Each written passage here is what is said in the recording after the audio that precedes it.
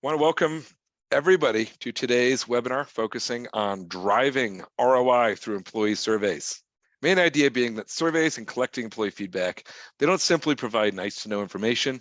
They can be true drivers of profitability, culture, and retention for your company. Before we get into that exciting topic today, a couple quick housekeeping notes. We have a Q&A box that you may see down at the bottom. If you have questions, you don't have to wait to the end. You can filter those in. Kristen from our marketing team is on the back end. She'll be keeping an eye on those, and we'll be bringing those questions forward at the end as we conclude our preset presentation.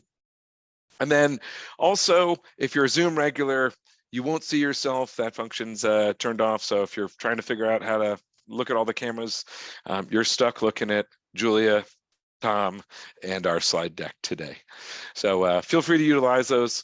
And without further ado, let's jump in, talk about our agenda today. There we go. So again, we had talked about the goal of introducing the idea of ROI. Our real goal is to show you how to drive return on investment through employee surveys and feedback. That's return on investment for your organization. That's return on investment of investments you make in HR technology or employee experience technology. How do you get ROI? There's real costs here. We're going to talk about what that employee journey looks like and what employee listening across that employee journey looks like. We're going to talk about the science behind collecting employee feedback and doing employee listening. It's not just pick some questions and ask a survey. Survey is easy to just do, but there's a lot of data and research that goes into developing strong surveys that provide strong data that can really, truly drive that return on your investment. And then we're going to conclude the conversation with how do you turn that data into action? Again, tying back to the ROI, that's where you really start to see the actions you can take to drive the return on your investment. So that's our agenda. We're going to move smoothly through it. Should be about 40 minutes, and then we'll have time for questions, and we'll end right on time. At least that's my job to make sure it happens today. All right. So who are we? My name's Tom Horn. Been a people element for about 3.5 years now. Love the company. I work in our account executive team. I also host our All About HR podcast. We have links to that on our website. We have a fantastic new website this year. Check that out. Some great resources, but really excited to be here talking about today. I'm really passionate about this topic, so thank you for joining me. Yeah. Julia. Yes, I'm Julia. I'm a product manager here at People Element. I'm coming to you live from New York, and I'm super excited to be here with you all today. We have some great topics to cover. I'm excited to get into it. I'm excited to talk with you today, Julia. All right, so let's get into it. Bottom line, why are we talking about ROI? We know HR doesn't always have the biggest budget. We've heard it a million times. You've probably heard it, unfortunately, but HR isn't a revenue generating department. So when you're asking for funds or trying to invest in HR technology or get the tools that you need to best engage and best help support your workforce, it's critically important that those tools that you have drive results. It's critically important that you know how to talk about that. So the main goal is to help HR leaders such as yourselves talk about and truly understand the ROI.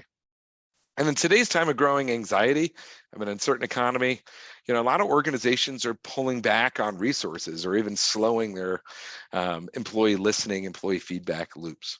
So why cutting employee experience focused solutions may feel like the easy way to save money? It's not right for the long-term health of the business. And we also know that employee experience is directly linked to organizational outcomes. So companies with an average of 9.3 engaged employees, for every actively disengaged employee experience 147% higher earnings per share compared to the competition. So 9.3 to 1. If you can have 9.3 more engaged to 1, we're looking at 150%, almost 147 compared to the competition when it comes to earnings per share. A healthy organization finds ways to make every employee feel heard and supported, and is 2.2 times more likely to exceed financial and business goals. So where and how do you find and understand ROI on your investments in HR tech, or where you're spending? Also, you may have heard me say both employee feedback and employee experience. I want to take just a quick few seconds to connect the dots here. Employee experience is an incredibly broad term. Before COVID, it was, hey, let's get some employee feedback, and people come and get surveys. Now, if you go to HR Tech, you go to conferences, you listen to Josh Bersin, employee experience is made up of over 20 different components: training, ATS, benefits, offboarding, long-term leave, you name it. There's so many pieces that go into it. And employee listening, employee feedback is part of the employee experience. So when we reference employee experience, we're talking about understanding what your employees are feeling and experiencing in their day-to-day work. So before we get started and give you a little break from Tom's long-winded introduction, we have a quick poll that we're going to put up to kind of lead us into our next topic. You may see it on your screen. We'll just pause for a bit, give everyone time to answer, and then we'll share some results.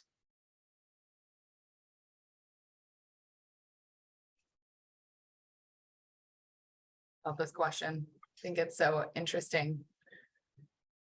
It's my favorite question to ask, and it's a hard one to answer. So I know we're challenging our guests here right off the bat. We're gonna peel back the layers of it as well too. Awesome. All right, so our poll's concluded. I don't know who can see it, but I'm going to drag it over to my share screen just to make sure. Yep, it is. We have 80% of our respondents said no, they do not know their cost of turnover, and this is not shocking, honestly. This poll is pretty in line with what we see in the market, and when we talk to HR leaders, most organizations don't know how to measure their cost of turnover, and it is a large number. So we'll get into that here. Regardless of how many people are turning at your organization, a turn is still costing your company money, and it's, as we talked about, typically a larger number. Turnover can be a daunting number, not only because it's large, but it can be very different for various organizations. So costs that are typically included in turnover calculations are costs for recruiting and interviewing, hiring, onboarding, training, the cost of reduced productivity, lost opportunity cost, and deferred or lost revenue. Some other harder to measure but well-known costs are the lost organizational knowledge, overburdening remaining employees, decreased morale, and the list really goes on. I'm sure if anyone has Googled turnover, they know that that list can be pretty long, and it really is dependent on your organization, the costs that go into turnover. A study found that replacing one employee can cost up to 2 times their annual salary, which can be anywhere from $25,000 to $100,000, and that's just for one employee. This is how large we're talking with the cost of turn, and it actually can take up to 2 years for a new hire to reach the same productivity of an existing employee, and that's a huge cost to an organization. So if an organization doesn't know all the costs associated with their turnover, that's a blind spot. And by understanding the cost of turnover, we can understand the cost savings of reducing turnover, and that's the key. So how do we know how we can reduce turnover and reduce the cost associated with turn? How do we know where to make these changes? Let's start from engagement. Engagement is the extent to which a person is emotionally attached to their work and their organization. It's that feeling. It's demonstrated by how employees think, feel, act, as well as their emotional connection towards their organization, their work, their team. So the more engaged an employee is, the less likely that employee is to leave the organization. In other words, the higher the engagement, typically the lower the turnover. And it goes beyond the cost savings of reducing turnover too. It's been proven that high engaged workplaces earn 8% more revenue per employee. And we also see this at the business level too. Business units that score highest on employee engagement show 21% higher levels of profitability. So we're talking real revenue and bottom line impacts. And there's a few other stats here on the slide that highlight the outcomes of improving engagement. Engagement scores in the top quartile drive lower accidents and absenteeism, and increase productivity and sales. The bottom line here is that engaged employees are more productive, and more productive employees are correlated directly to revenue and profitability. So how do you support and engage these employees? What can you do to drive ROI? So understanding that knowing your cost of turnover, you can quantify ROI of HR tech or employee experience investments, as well as directly impact the organization's profitability. HR may not be driving revenue, but you can certainly impact profitability. And I want to pause for a second, and then I'm going to say that one more time. HR may not drive revenue, but you can absolutely impact profitability. And that's where it's so important to understand that cost of turnover. It is a hard calculation. It is different for each organization, but there are turnover calculators out there.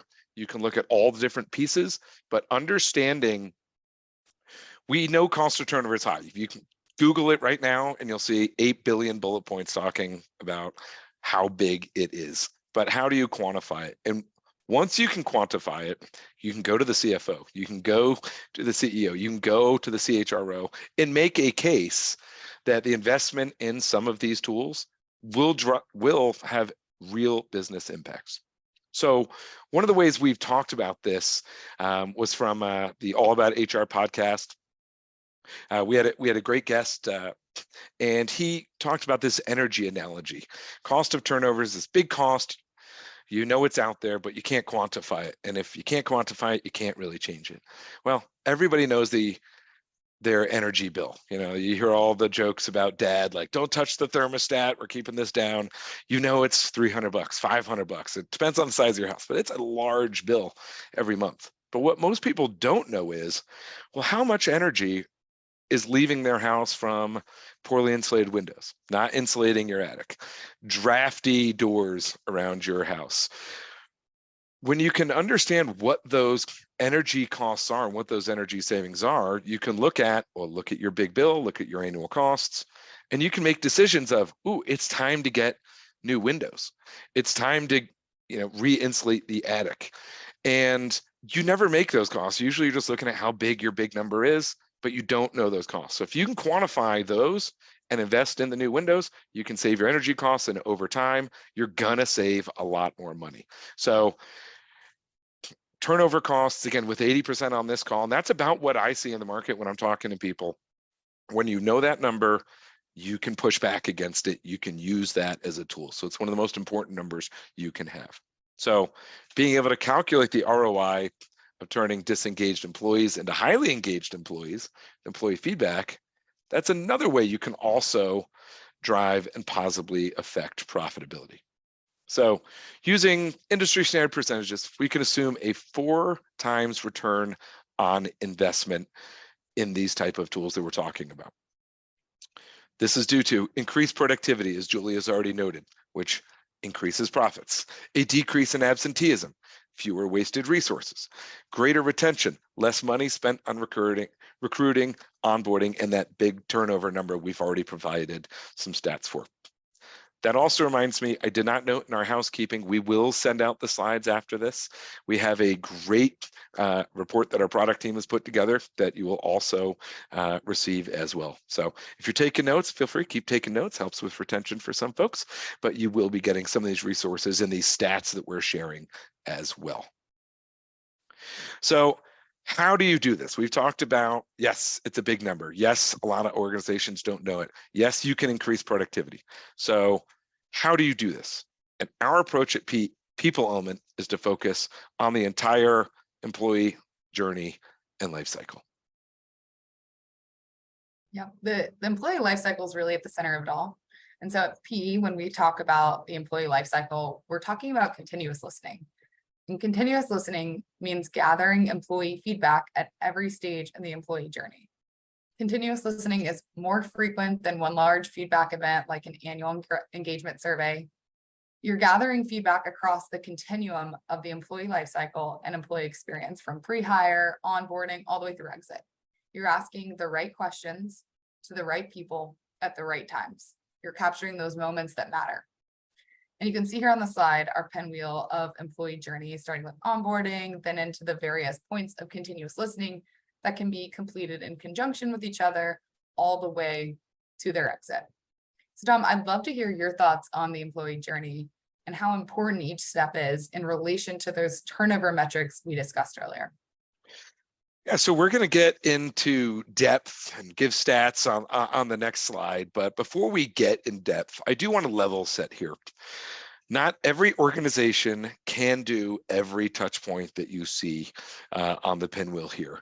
It depends on the tools that you have, your maturity of the organization in terms of surveying, company culture, size of your team. There's a lot of factors that go into what's the right mix for your organization, but we provide the tools for wherever you're at to be able to use all these different type of touch points. And the best touch point is what's going to be the best mix for you. But there is ROI to be found at each of these steps. So let's look at some of the steps in more detail. We've attached some data points here that highlight the ROI and from onboarding all the way through to exit. So a strong onboarding process. Let's start from the top. It improves new hire retention by 82% and productivity by 70%. You should quantify employee engagement from their very first experience. And this is an integral piece of onboarding. Think of it like a new hire. If your company asks you, Julia, you're new to the company. How do you feel? Give us your feedback. How was your first 10 days? How was it? Did you have your name tag? Like, how did that go? How does that feel? And if you're on this podcast webinar, if you're on our webinar, how does that feel to you if you can just think about the company asking you, engaging you from the get-go? And yes, you should have one-on-ones. I'm not talking about replacing one-on-ones with your manager, but a confidential place where the company is asking, not just your manager, you're getting multiple layers. How would that feel? Yeah, Tom, now you have me really thinking back to when I was in onboarding. Those weekly touch bases, the goal setting, everything that went into that process just made me feel really heard and supported. So I totally agree. It's incredibly important how you're making your employees feel from the start. But checking in on those employees during their journey is just as important. And that's why we have well-being surveys and why that they're so essential to continuous listening as well. These surveys are assessing stress levels, workload, health benefits, and that work-life balance. So poor employee health takes a toll on employee performance and productivity. And something we see a lot with organizations that we work with is those low scores from well-being surveys being tied directly to employee absence. It's actually estimated, and this is a huge number, that US employers lose $300 billion every year from these issues. Let's also not forget about diversity and inclusion, or shown on this slide, D&I. It's important to measure diversity and inclusion to understand the belonging that your employees feel in your workplace. When an employee is feeling included, they're more engaged, which can have this ripple effect on profitability, team morale, retention. Yeah, these are all great. These are all great touch points. And then I'll capstone it here. You can't forget about exit. Understanding why they are leaving at the close of their journey. 1 in 5 people who quit their jobs since the pandemic have returned to their previous employers. So understanding why they left, and I'll even go back and tie a bow, understanding why they joined your organization, understanding at their onset of engagement, understanding how they're feeling throughout their employee journey on the years, hopefully, that they're with you, being great engaged team members, how inclusive they feel. And then when they do leave, what's the gap? What's the difference between when they came and they've worked there and they're leaving? And looking at all that, again, really, really strong ROI. So we've laid out the journey. Julia, how can you ensure you're capturing the right and actionable information when collecting this employee feedback? It's a great question, Tom, and I love talking about this. Measuring employee perception is so much more than simply administrating a survey, monitoring an index value. It's about giving, again, the right people the right information to make those positive changes in order to drive those organizational outcomes. So people element, we've been gaining experience in the field for 30 years, and we've conducted extensive academic research. We know there's a relationship between employee experience and a host of critical organizational outcomes, such as employee turnover, engagement, customer satisfaction, brand recognition, financial performance. And the reason that we know this relationship exists is through our data. All of our metrics are firmly grounded in industrial and organizational psychology, psychometrics, statistics, rigorous survey methodology. I could get very technical here, but we're going to keep it high level so I don't bore our audience. But every question in our survey library went through a series of validated tests to ensure that each question measures exactly what it is intended to measure. In order to do that, we validate survey templates through a series of statistical tests. So to answer your question, Tom, to ensure that you're capturing the right data, it's important that you're using a tool that's backed by science in order to gather accurate data. Absolutely. It's something I say all the time is conducting a survey is not hard. Conducting a survey that gets you, that's easy to use, easy to take, gets you aligned data that's actionable, takes a really refined methodology and a lot of work, and it is hard. Just like everything in the world, everyone thinks everything's easy, and then it takes a lot of steps. What's that old question? The old interview question, how do you make a peanut butter and jelly sandwich? And then everyone rushes to it, but really it's, you got to get the jar out, do all those things. That's really what all this goes to. There's a lot of work behind something that on the surface can seem very intuitive or simple. Yeah. So we're going to talk about some key metrics of how you want to leverage this data and turn it into action. So on the side, we have a view of the people element dashboard and how our platform measures some of these items.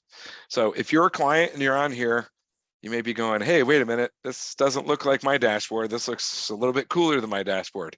Well, you are seeing a unadvertised sneak preview of our exciting Q3 release. So we've added a lot more metrics in here right at your fingertips so that you have that actionable data to go out and drive that ROI.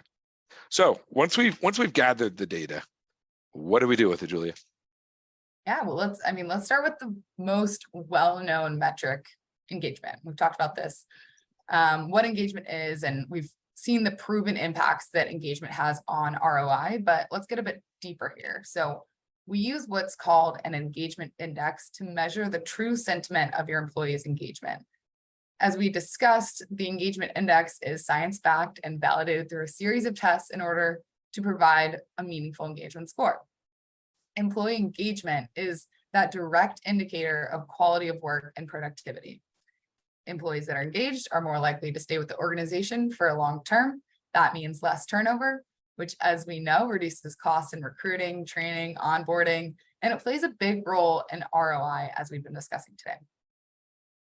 Yeah, I mean, there's also the idea that those engaged employees really become your company's ambassadors. They're leading that positive work culture. They're lifting up those people around them, both inside and externally in the organization. They're talking positively to their friends. They're wearing your company shirt out to the Lifetime Fitness. Like they really become ambassadors internally and externally, which I don't know how to quantify that, but we all know what that looks like and feels like, and who those employees are that we work with. Yeah, I love that Lifetime Fitness example there.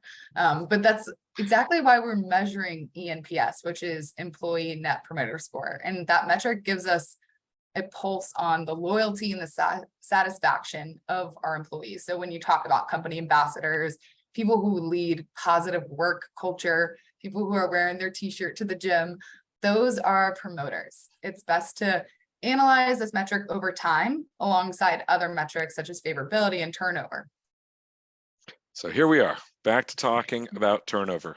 And to tie in that other point, I always wear my people element hat when I'm playing my tennis matches. So I guess I'm a promoter here. So we're back to talking about turnover.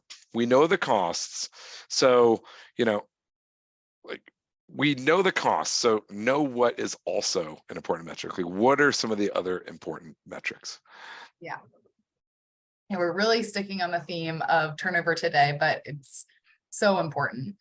And turnover can really be taken beyond that standard metric of the rate at which employees leave an organization. We can use predictive analytics to help us forecast turnover and use other metrics that are crucial to the organization's ROI. Yeah, I'm glad you're calling that out. I think many organizations track how many people turn per month and track that over time to try to make inferences on whether their turnover has gone up or down. Yeah, that's important. We see that a lot. And there's so much more to turnover than making those inferences from the spikes and lowering of turnover. And don't get me wrong, that's a super important metric to track, especially when we're talking trends over time. But to really make the number tell a story, you need to overlay the trend with engagement score, ENPS, likely to stay, favorability, really dive into some specific categories, maybe a department, managers, whatever is meaningful to your organization. We don't have time to get into every single metric that's important to analyze alongside turnover, but looking at those metrics together will help paint that picture of what action to take. Has your turnover increased? Let's take a closer look. Maybe it's because employees feel like they have limited growth. And if we dig a bit deeper, we can see that the issue is coming directly from the marketing department. And from there, you can take action. And that's what all the metrics are there for. It's to tell you a story so that you can go and take action. Yeah, and that's one of my favorite points to, again, really pause and talk about is there's no silver bullet here. It's no one like you're just going to find it like, here it is. It really is looking at all the different data points and being able to analyze them. A lot of the people we talk with are coming from, we've been doing surveys on, SurveyMonkey or Forms or some sort of more manual type of tool. And it's a great way to get started on the journey. But what we hear over and over is I get one or two metrics, but then I don't know what to do with it. Or it takes me forever to build out all these different storylines. And by the time I've done it, I've invested a lot of time and I still may not know. So, being able to overlay all these different metrics, like looking at the slide, your overall net promoter, we're looking at the projected turnover on the bottom right here. If you're watching an engagement or ENPS, net promoter score drop, this might be your indication that your turnover might start increasing soon if you don't get a handle on why these are dropping. And that's why we've built the platform that we have with the different reporting, is that you have outcomes, you understand what your outcomes are, but what are the key drivers of those outcomes? Like, how are you driving those? And it does take a lot of metrics to get there. And if they're at your fingertips, it can be really, really powerful, and a pretty quick journey to go from high level understanding to directly understanding what's driving you. Yep, absolutely. And I like what you said there of the turnover. If you're looking at, oh, this might start increasing soon, if you don't get a handle on, why some of these scores might be dropping. And that precisely is exactly why we like to track likely to stay. It's a turnover prediction metric that's helping us track the likelihood of employees to stay at an organization. It's giving us that premature peek into how our employees are feeling about staying or leaving the organization. Which, if your likelihood to stay is dropping, maybe it's because their role is not what they had expected at hire, or if the communication is not strong at hire. Having those data points can help you pinpoint the reasons and make organizational changes that might end up actually retaining those hires and, of course, saving the company a lot of money. So the likely to stay metric is also a direct indicator into that ROI. This is something Julie and I talked a lot about as we were preparing and putting this together. Are we talking about cost of turnover too much? And I guess we've agreed on no. We've talked about it a lot, but it's such a big cost. If you're spending $20,000 on each new hire, but they're all leaving 8 months into the job because they had different expectations of the job, and you don't have a way of seeing or understanding the divergence of those expectations, and can save that person, you're going to have to spend another $20,000 to replace that person. And that's a huge cost. And just to highlight, if you're in the healthcare space on here, your nursing statistics, $50,000, not $20,000. And a really tough market to find those great people. So that's why we keep going back and talking about this. Yep. And to pile on to the turnover conversation here, Another metric that we like to use is likely to return. And that refers to the likelihood or probability that an employee who has left the organization, maybe temporarily, will come back and rejoin the company in the future. So once we can identify employees that are likely to return, we can then take proactive measures to maintain a positive relationship, maybe maintaining communication channels, providing support during their absence, offering incentives or opportunities for their potential return. Because if we go back to our costs, employees that you've already trained and onboarded before are a lot cheaper than new hires. So really, by using all of these predictive metrics, we can just start to make more intentional, positive changes at our organization so that we can drive retention, reduce turnover and absenteeism, increase productivity and profitability. And that's the bottom line: using reliable, accurate data in order to make organizational changes that will provide a return on any investment that you make in EX. I love it. It's a strong bottom line, which is we're trying to help your organizations have strong bottom lines as well. It's again, I want to tie a bow on all this. This is essentially, that's the webinar. I think we've really got it down, but I want to roll this all up. We have time for questions. I see we've got a couple loaded up.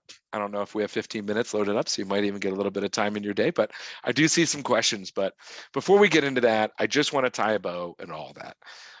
First off, Julia, thank you for hosting the webinar with me today. That was a lot of fun, and it's our first webinar together, and it was a pleasure. I loved your insights. Number one employee insight: employee engagement is not a nice to know number. Real business outcomes. If you know those outcomes, you can quantify them with a turnover number and what number you're pushing back on and what that number is doing to the company's profitability. You can understand what that data means in terms of return on investment. So being able to talk about these items from a lot of the clients we speak with, when I go out to the market, when I do on-sites, when I go to HR Tech, these are the things, when you hear people talking about investing in it, when you see people like buying all these different products, it's because they're able to make that business case. So having a tool that allows you to make a business case to your business is incredibly important. And when that tool is science-backed, strong methodology, and help you quantify what that ROI might look like by driving down high turnover and pushing up positive outcomes such as productivity, lower absenteeism for the business, you can make a strong case. So we care deeply at People Element. Hopefully you can see that. We care about helping HR leaders. This is not about, hey, how can you buy People Element's platform or product? This is about how you can get the tools you need, whatever your EX is, whether you're focused on, whether you're a client now and you understand your employee feedback and you're focused on LMS or growth and development or ATS, understanding what will most engage your employees, where that ROI is, will help you have the best path and use your resources the wisest. So thank you all. Let's jump into some questions. So we have a first question. I think I can click answer live here. Can you share more specifics about how People Element is used for employee listening across different parts of the employee life cycle? Moments that matter. So I see Allie's typing in an answer. I'm going to wait and see what that shows up as. And if not, I'm going to just start talking. But that's a great question. Yep. So perfect job, Allie. So in the question answer, Allie gave our guidebook. So we have a guidebook. It's on our website, peopleelement.com, under the resources tab, and you'll see download employee listening guidebook. There's also a link directly here. That's gonna answer that question perfectly, probably more succinctly, definitely more succinctly than I will. But really, the tool's used differently for different organizations. We work with some organizations that simply do exit surveys with People Element. We have kind of the next tier out. We have a lot of organizations that started with exits, but are now adding on new hire and onboarding surveys because they were doing some of them, but it was disparate systems. So being able to do them together all the data will flow together in the People Element platform so that you can see some of those reports where we can overlay what are the similarities when onboarding engagements going up, exits going up too. We tend to be able to show, and most of our clients see, there is some similarity there because engagement is engagement, whether it's new, the beginning of their employee journey or the end of their employee journey. So there's lots of ways to use it. We have organizations that just do an annual engagement survey. We have organizations that do all of them. Some organizations will do their annual engagement survey, look at the results, create an action plan, and then do pulse surveys, smaller pulse surveys based on the actions they took, based on the areas that would most engage their team, those key drivers that are easy to do, easy to deploy, easy to understand. And they can truly measure, hey, did this thing work? Did we get better sentiment? Are we moving engagement forward? So again, really high level. We've got that great guidebook, but I did want to talk through some of those pieces and not just kind of jump through that question. Looks like we have another question in the Q&A box here. It looks like Ali is also replying to this one, but I think this is a question that we get quite often. If it's important to benchmark your employee feedback results with the outside world or focus on your own trends. And I think that what we like to, give the answer that we like to provide here is obviously starting in your own organization first, right? Comparing maybe month over month, year over year performance, start tracking your own trends. And I know a lot of people love benchmarks and benchmarks outside of, with the outside world, so to speak. But that can be a little bit tricky because sometimes you can be comparing apples to oranges, and it's only meaningful data when you're comparing this apples to apples data points, right? So I would say look within your own organization first if you can, and then know that when you are looking outside your organization, you are looking at benchmarks externally, that there might be some discrepancies there between maybe specific questions they asked or those type of employees versus your organization. Always going to be a little bit different. Yeah, and I'll piggyback on that a bit with some acknowledgement that the benchmark conversation is one of the most polarizing conversations in the space. Is it important to understand if you're doing better or worse than like businesses? Absolutely, yes. But a lot of times that's for a lot of the clients we look at, they're like, we've got this problem and our engagement's not where we want. And they look at a benchmark and they're like, oh, we're above our competitors. Are you good? Should you stop working on engagement? No. If you're already better, but you're not where your company needs to be, get your company to where it's the most engaged. Get your employees, get that culture as full as you can be. And how much more you're going to be beating out your competition? How much more efficient is your company going to be? So it's definitely important. It should be a part, but it's just not as actionable. It's as much of a check. Are we better or worse? Great.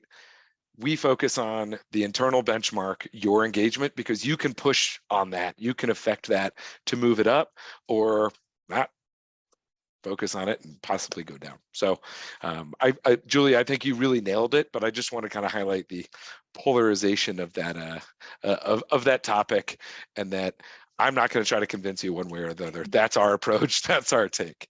Great question. Yeah, I think you gave some good examples there as well. Appreciated that. Have another live question that I'll take. What about a key health metric like Net Promoter Score? So, man, Ilse, sorry for the pronunciation. Great question as well. Another one of those polarizing type of questions. Net promoters incredibly important. It's important to look at. It's another part of the statistic, and if you are looking at Net Promoter for clients, and then you have Net Promoter for your internal clients, your employees, there's really a lot of connectivity there. But what we've seen is that's just another tool. And depending on how your organization looks, we just rolled out a brand new ENPS reporting that we showed that's going to be on our. So obviously it's important, but it's not a catch-all. It tends to be more of a catch-all when you're looking at customer feedback. you know, a lot of there's a lot of data and some debate about just ask that question. Is that the only question you should ask? You know, would you come back, or what's that score? You know, I worked for in hospitality earlier on, and if you didn't have an 8 on that number, the whole world changed. Employee experience tends to be a little bit different. It's an important metric, but it's not the end all be all as it is for the customers. You do need, as we touched on, those other reports and touch points to overlay and really understand that full picture. Absolutely. I think to tie it back to the previous question about, you know, is it better to compare results with externally or internally only? And I think this is one of the only metrics that I would say is a little bit more apples to apple externally. So I think just that's my personal opinion. Again, this is all just polarizing topics between whoever you talk to and their personal experiences. But what I've seen, I think it's a little bit more of an apples to apple comparison externally than some of the other questions and some of the other scores, such as engagement or favorability. Which is why we do what we do at People Element. Not to end this on a commercial, but we've been doing this a long time, and it really does take that full broad approach. And we've built our solution specifically to try to cover the breadth of data and simplify it for your employee feedback, because again, there's no silver bullet. Great question. Any other questions out there? I see Allie's also typing an answer to that, so you'll get Allie on the backside works with Julia and I call her the smartest person in the company, and she probably hates I just said that publicly. She's blushing somewhere behind our chat, but that's why we have her on the chat as well. So you might get some great feedback there. Absolutely. So if there's not any other questions, again, we will send out these materials. We do have a resource. So if you're like, oh, good, I get the slide deck, you should be really excited. There's an even better resource that's coming with the slide deck, specifically tailored to be more of a report for you. But appreciate everyone joining. Thank you for participating. You can find us on, oh, I think I do have a slide for this. I should have gone to it a little bit earlier. There we go. peopleelement.com. We're on LinkedIn. We share lots of great feedback. We've got a newsletter that comes out monthly. We're sharing lots of best practices and resources on Twitter as well. And I'll give a plug. Check out our All About HR podcast. Link is on peopleelement.com. You can find us on Twitter and LinkedIn as well. Thank you all for your time. Hopefully this was a great investment and you get an ROI of knowledge for joining us today. Have a great Wednesday. We'll see you out there soon. Take care.